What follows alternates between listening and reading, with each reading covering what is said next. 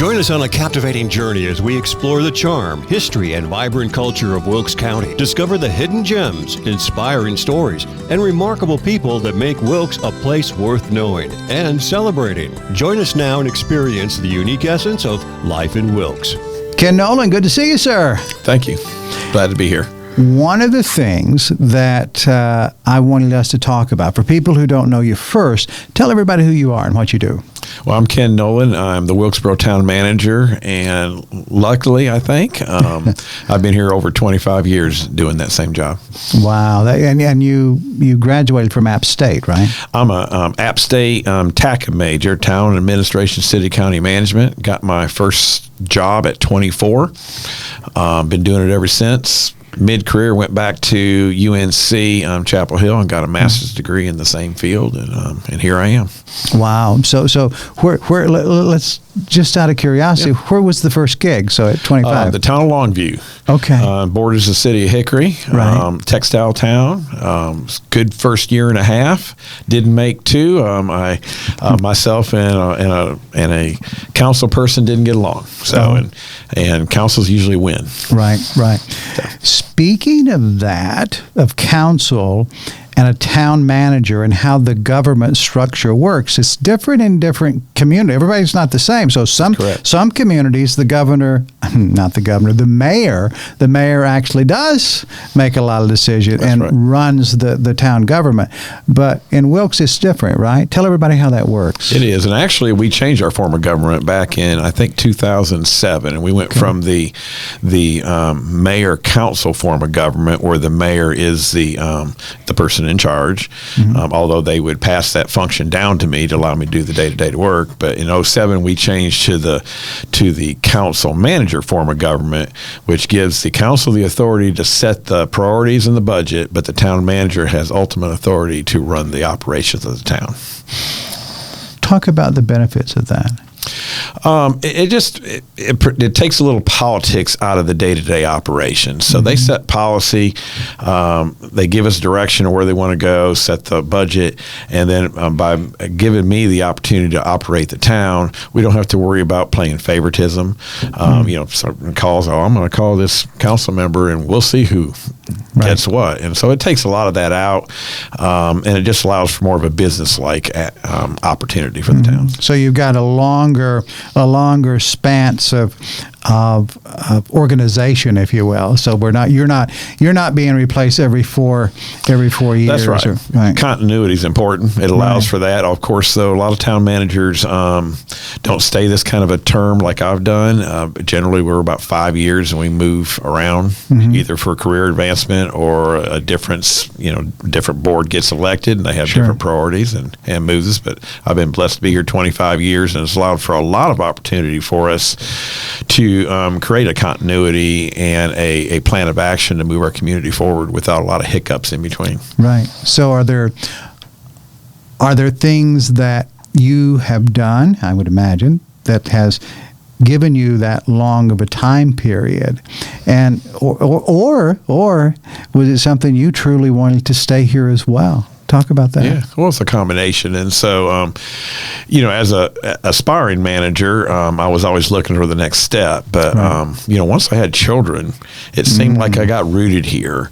And to a point where it's a beautiful community. It's wonderful. And that's the hard part about being a manager is when you pick up and leave a community. You put a lot of effort in it, and then you leave, and you don't want the community to lose the effort you gave. And so you look back sometimes, and the next manager up changes courses, and so you have to that's something you think about when you're looking at moving in this career.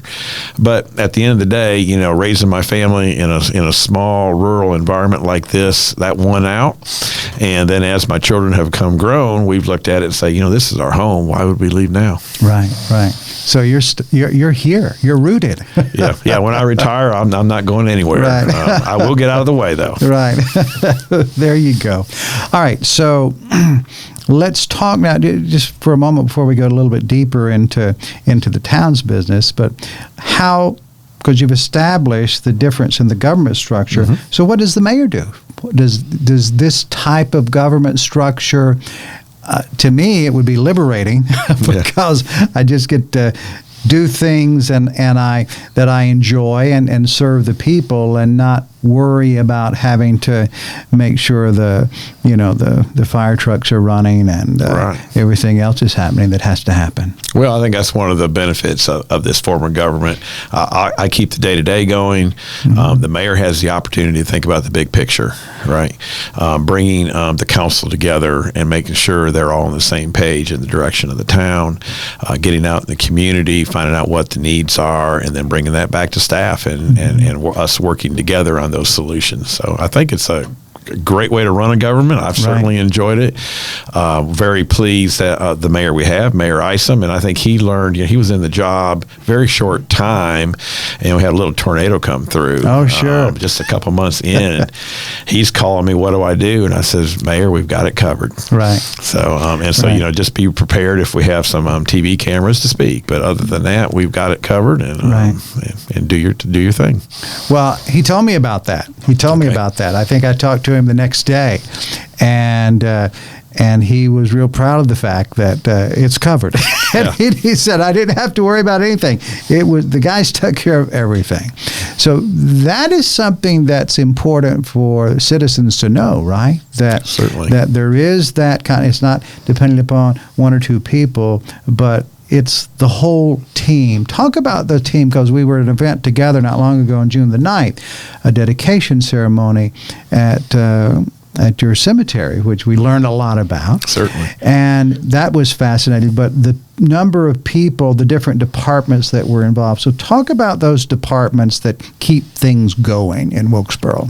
Oh, certainly. So, one of the things that I'm most proud of in my tenure here is the team that we've developed. So, we have a little over 100 employees in several departments that do different operations, but they also come together and help each other when we have times of need. So that's always a value.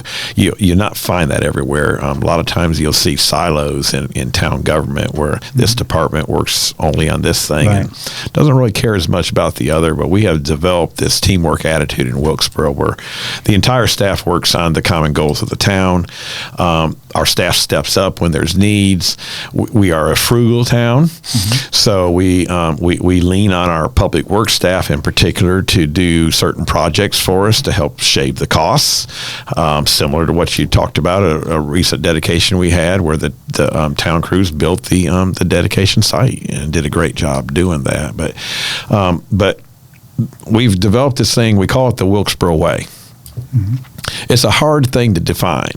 You got to see it to understand it. But the expectation is, first and foremost, if a citizen comes in with a concern, the first answer out of our mouth is never no. It should always be, well, let me look into it. Let's see if we can't figure out a solution for your problem. And in a small town, you have a little more grace to do that. Sure. You can give more attention to that individual citizen. But we want to make sure everybody knows that we're going to give the same attention to any citizen. So that's also an important tenet of that Wilkesboro Way. Give me an example of how that's come to fruition. So you've got someone coming in, doesn't matter what the example, just something so we can imagine how this actually works. Well, a lot of times I don't even hear about the issues until after the fact. So early in my career, a lot of things would come to my desk and then I'd push it out to the departments with the expectation that they take care of it and respond back to me. As we have matured in our town with our employees and staff and the ability for them to act on their own because they understand the expectations of the town hall, a lot of things don't even come to me anymore, which is an interesting thing. So as an example how we help out, I remember several years ago I was coming back into town. I was out of town for a few days and I picked up the local newspaper, and our track hoe with the town seal was sitting on the front page of the paper, but it wasn't in Wilkesboro. Oh. It was in North Wilkesboro. Oh. And it was sitting on top of a bank where apparently a bank had failed. And North Wilkesboro didn't have the equipment needed to fix that concern. And in the past, the staff would have always called the town hall and said, what do we do? But our guys had learned I guess our standard of cooperation and working together. And so this wasn't an issue of a Wilkesboro citizen, but it was an issue of our neighboring town, and they had a need, and our public works staff brought the equipment over, fixed their problem, and then I guess they forgot to remind me that they had done it, but it was great because when I come back and read the story in the paper, I said, well, this is just awesome. Our staff stepped up like they needed to, and there was a little recognition in the paper for us doing it. But it's about stepping up and helping others in need. That's our job. It sounds like that your teams are empowered to take care of whatever the issue is. They hear about it, they take care of it because that's your culture. That's the expectation. That's right. It goes back to that Wilkesboro Way. We're here to serve the citizens of our community. They're paying our bills every day, right? They're taxpayers. We are stewards of their dollar, and we want to make sure they get the best bang for the buck. So the Wilkesboro Way, is that something that was birthed here? Obviously, with these people, it was, or was this something you learned at App State, or? No, it's just something it came over time here, but it is an attitude, right? And so, I look at my job as a servant leader in the community. To lead well, I believe, is to step back and make sure that you're providing the needs of your community. And so, as a servant leader, I want to make sure that if those needs are out there, we find a way to deal with them. And it's just kind of the ability for me to be here in this long tenure, this 20-some years, has allowed that to permeate through all the departments, that expectation. And my goal is that when the day comes for me to retire, that doesn't change, that the town's attitude towards its citizenry is one of servant leadership to them. Wow, that's incredible. When you go to whatever the conferences that town managers go to, right? And you're talking to other town managers. Has Wilkesboro gotten some accolades because of this approach? Oh, certainly. People, and they call and they ask, well, how did you do this or how do you do that? I always have to work within the guidelines of the law, so we never go outside of the general statutes and our authority. But that doesn't mean you can't get on the edge, right? There's ways to work through issues, and so we look at every issue independently and try to work out a solution. And of course, if I don't know the answer, this profession I'm in is we work very well together in communication back and forth and try to find somebody who's dealt with the same issue, and maybe they've got a great opportunity of how we can move forward to solve it. So it's like a mastermind group. It certainly is. We have listservs, what they call them now, in the internet or the computer age, and so we'll throw something out, and a colleague who's dealt with it will throw it back at you and say, here's how I done it, or give me a call, let me talk to you about it. Sure. So it's a wealth of information out there. I think Wilkesboro steps up as well or better than a lot of communities, particularly in times of need. That's where you really see the true soul of a community. Yeah, the heart is there. Yeah. Right. Well, if we could have a list, because I think what you've shared so far is very informative, just giving us an idea of how the structure actually works and the culture. And it is a culture. All companies have cultures, so you're not a company, you're a government, but it's the same idea. That's right. It's the way your people are. If we take a look at what you've got coming up, things you're working on, if there's a top 5 list, what's on that list now? Well, so Wilkesboro's a big utility town, water and sewer. We, we service one of the largest poultry operations in the country. So that is always on top of mind. And so right now we have a couple large utility projects, a upgrade at our waste treatment plant that will kind of change the way we treat the wastewater that comes in, more specifically to poultry, because that's our big company in town that provides most of the waste to us. It's a very large project, probably $75 million plus for our little community, more money we've ever spent before on something like this. But at the same time, I have a water project that's probably close to $30 million, and it is to put a new intake in the river.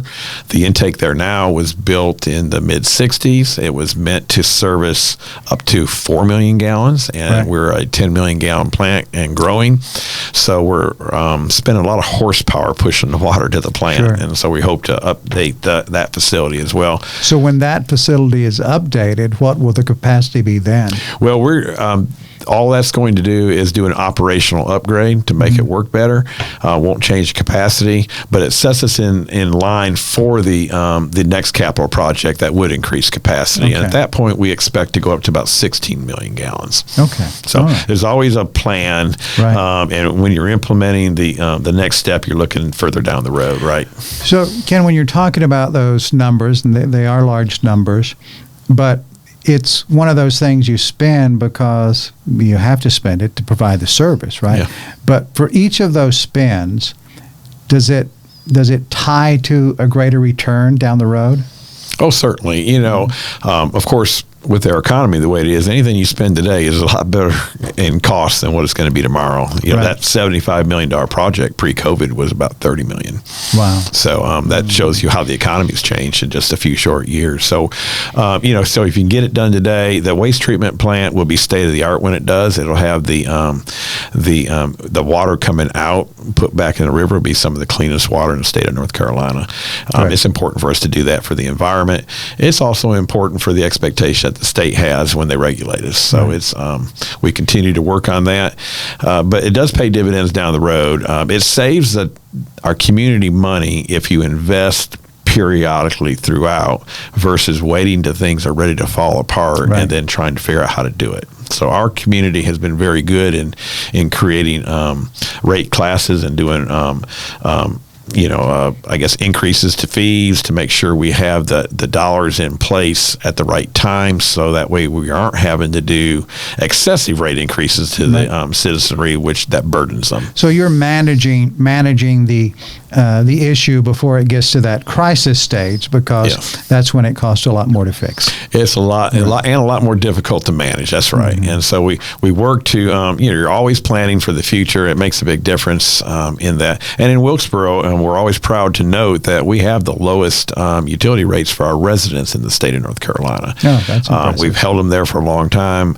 Don't have any reason to expect they'll change. It's probably a political decision that it's that way, but we're also blessed to have this large poultry plant that helps subsidize some of those costs. So that's a good thing. So that's a lot of time on one, but water is very important to all. If no water, no life, right? For all of us. Yeah, it hasn't rained here in about 10 days, and we're not expecting any rain with this high weather or high system that we have coming through for probably another week to 10 days. And so we monitor that very closely. Our water department, our utility director was on a call yesterday with other stakeholders in this region to make sure that there's enough water at our reservoir here in town to service both us and all of our downstream partners. So the news is good? It is at full pool today, and our Corps of Engineers, partnering with the Corps of Engineers, are reducing the flows going out of the lake to make sure we hold that because of this drought situation we seem to be in. Right. Okay. What's next? We got water, so that was one on the list, right? Yeah, water, sewer. Parks and recreation is important in our community.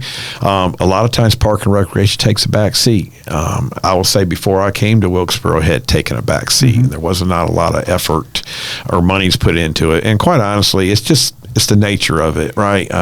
We have to do certain services, the streets and the garbage and the police and fire, et cetera. And so after you get done funding all those, sometimes there's not a lot of money left for the quality of life issues like a park. But this town has, in the last 10 plus years, invested heavily in our park system, and we're very proud of what we offer our community. Well, your park system it's incredible. When you just get out of your car, you park and you go walk on Cub Creek, or that new park for what do you call that new park? Our new inclusive park, Shelton's Play Park. Yes, which is incredible. Yes. It's a great facility, and so it's an inclusive park. A lot of times you'll find when you're trying to service the handicapped community that you'll put a park in, and maybe even beside the other park, but you're separating the children. And so it was important for us that we build an inclusive park, that all the equipment and all the activities in it were together. Right. So that way kids are playing together and they're a part of the same thing. And so we're very proud of that. That opened up just a few months ago, and it's being used quite heavily. And that was a massive project, right? Big project. Another project we did in-house with our own crews. That project, if we would have hired it out, probably about a $2.5 million job. We did it for a little over $1 million by doing it with force account labor. Well, that's impressive. So that's outdoor activity. The museum, the History Museum, the old courthouse, is at the center of enormous amounts of activity, right? So for that outdoor experience, not only for citizens but for visitors, that has to be a massive asset. It's a great asset, and as the old Wilkes group came forward with their plans to renovate that old courthouse and do a museum, we were all in favor of it. I kept mentioning to our board, it's one of those, if they build it, they'll come, right? And so when the museum did their part, it put the pressure on the town. So they build it. Now what are we going to do so when the people come that they have a great experience? And so the city set out on a downtown revitalization. We're through the first phase of it. We have more phases to do, but the first phase allowed us to build a kind of a concert pavilion and a gathering space for the public that's used constantly. I mean, there's never a week goes by there's not a group either informally using it or a formalized event there.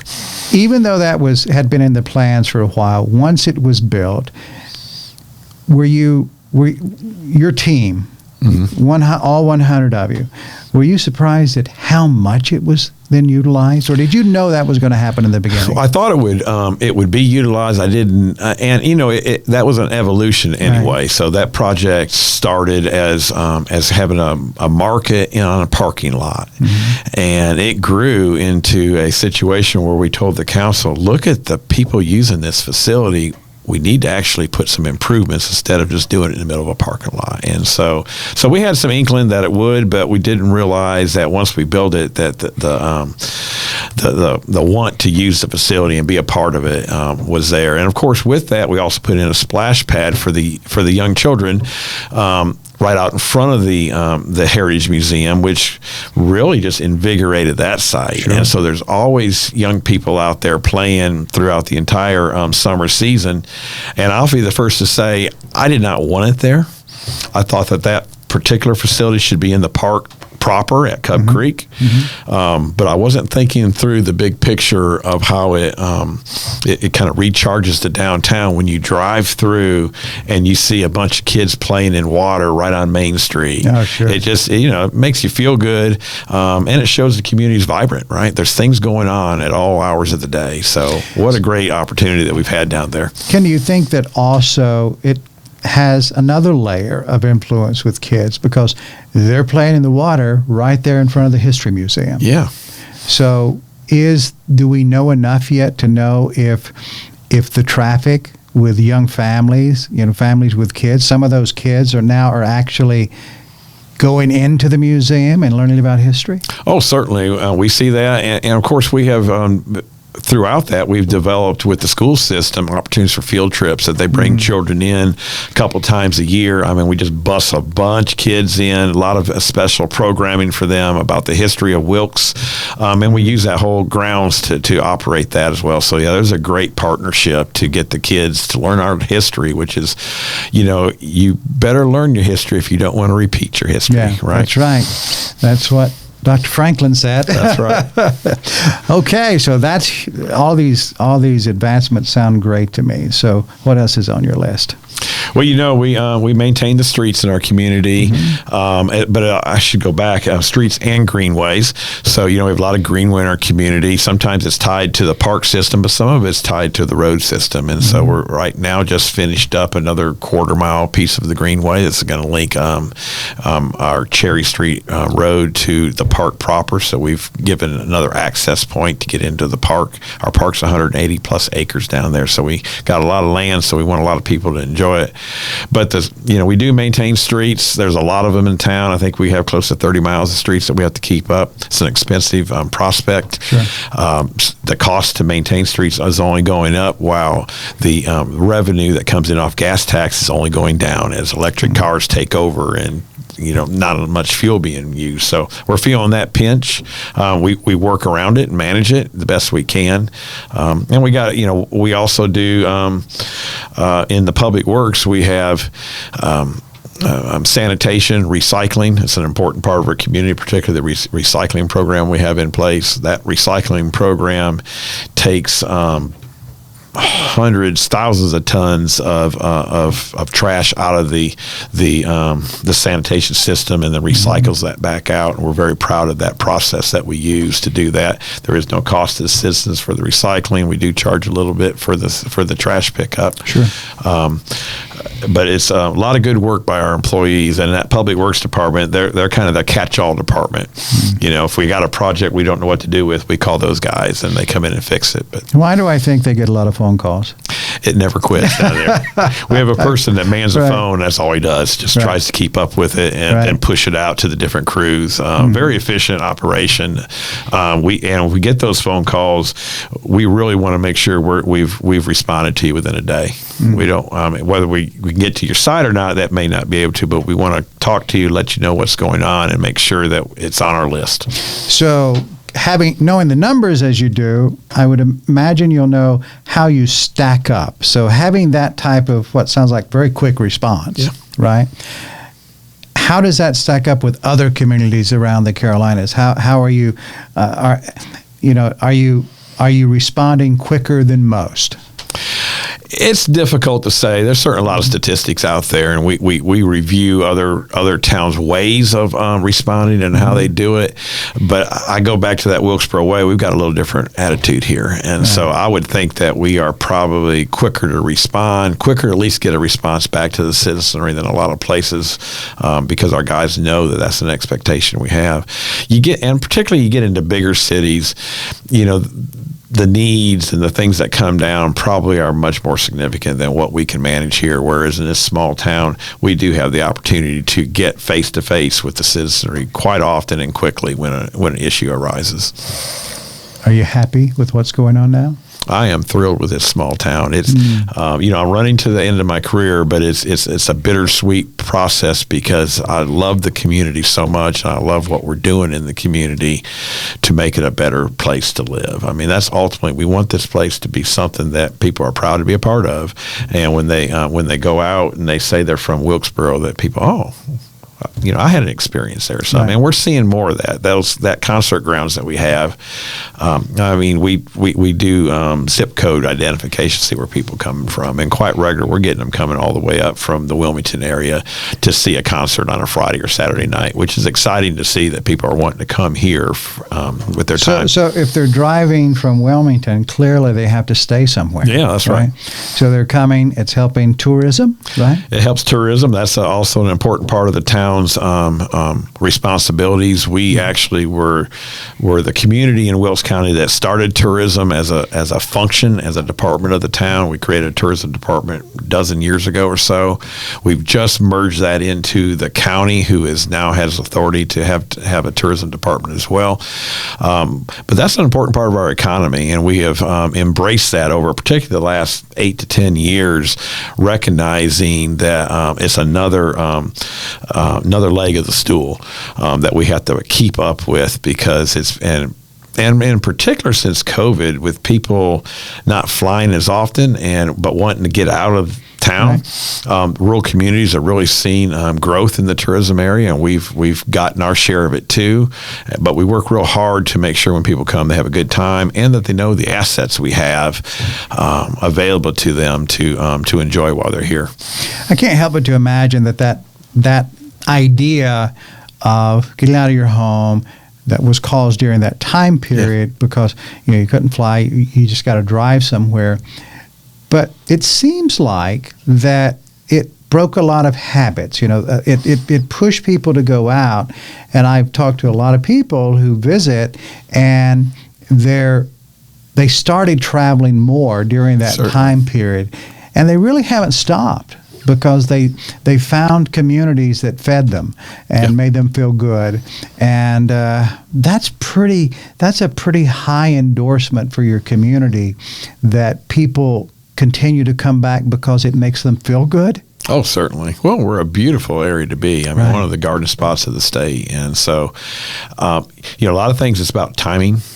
It's about circumstance you find yourself in, and I think the circumstance and timing led to where we're at as a community right now, where we are being seen as a place to come, in particular for our outdoor assets. And we've started an outdoor economy work group that has been working on both developing marketing plans of what we have available to the public, how we also can invigorate some of those assets that we have to make them more useful and available to more people in the public. But you're right, out of COVID, I mean, the change in a lot of people's habits, it's been great to see. And to the point, going back to Cub Creek Park, the amount of people that we see there, particularly early in this time of year, because it's so hot, early in the morning and late in the evening, it has really grown, where people are finding things to do outdoors, and now they've kept it up, right? We've built a half a dozen pickleball courts in the middle of COVID because the demand was all over us, and the council said, let's get this out there for the people, because that's what they want. Sure. And those courts still stay full. We had 2 courts, and people come in and said, we can never get on them, and so we built 6 more. I don't know that's changed much. That's right. So those are great problems. Pickleball and the disc golf. And disc golf, that's right. People. Oh, my goodness. And we've got a disc golf course. It's ranked number 2 in North Carolina. I think 25th, 26th in the world. It's a great course. Have you done it yet? I have played on it a little bit, but I've not done a full 18 holes on it. You've dabbled but haven't mastered yet. That's clearly so. That's right. But that's a great site. We're hosting our first A tournament, which is the professionals that do this quite regularly, and that'll be coming up in just a few weeks. We're very excited to unveil that to that group. Yeah, it's great when the world comes to your front door. That's right. That's a nice thing.